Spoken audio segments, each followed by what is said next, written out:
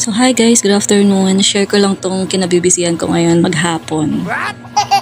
Kasi marami nagre-request ng mga bata na stickers daw, lalo na ngayong Christmas. Bale, try natin gumawa gamit itong Luxor na UV print natin tapos ikat natin sa cameo.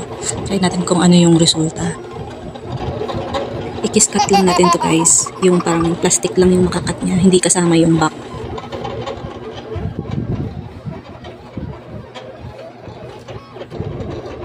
Tingnan natin malapitan. Taga, kita ba? Ayan. Kita ba? Wow!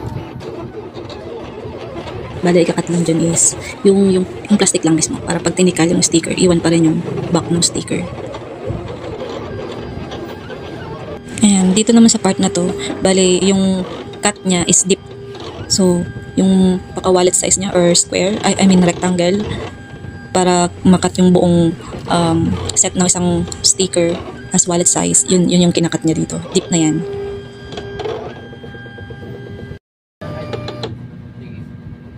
Yan, diba? Kita nyo? Perfect yung cut, diba?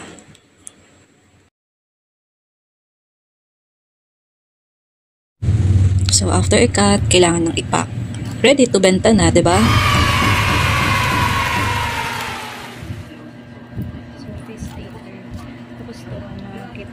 Ganito lang yung pagtikal niyan. Yan. Diba, ang bilis lang kaysa magmano-mano ka ng gupit. Then yung sabi kong kiss cut, ayan. Yung plastic lang yung nakat niya sa sticker. Yung back, hindi. Yung deep cut, yun, paka-rectangle niya. Yan. Diba? Dali lang.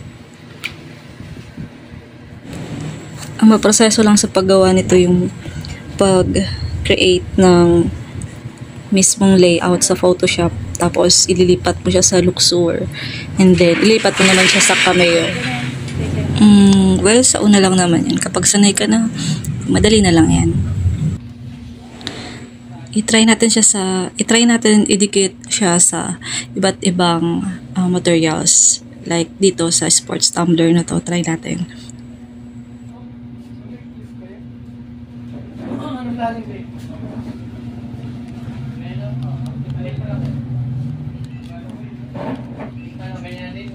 So far, as you can see, ang ganda talaga ng result ng print ng UV printer kasi yan, naka-emboss siya.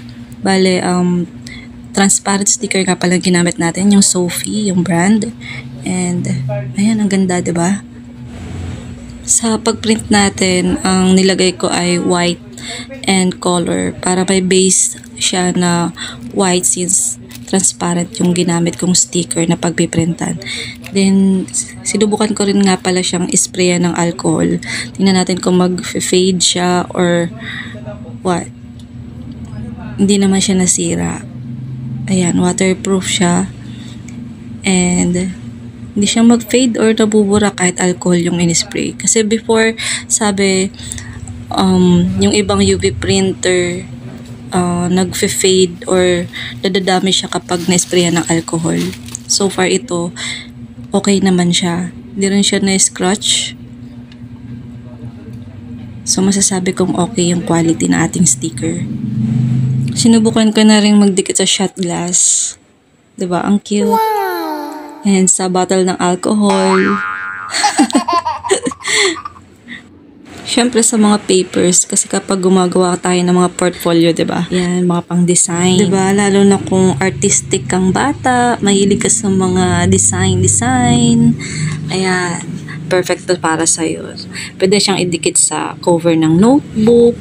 And good thing, waterproof siya. Kaya kahit may spillan siya ng tubig, mabuhusan siya, mabasa siya ng ulan or whatever, hindi siya basta-basta matitikal or ma-erase yung print sa sticker natin. Kaya kung gusto mo bumili nitong mga ready-made na cute stickers, available ito sa shop. Or kung gusto mong magpa-customize, sige na, magpa-print ka na at gawin na nating sticker yan.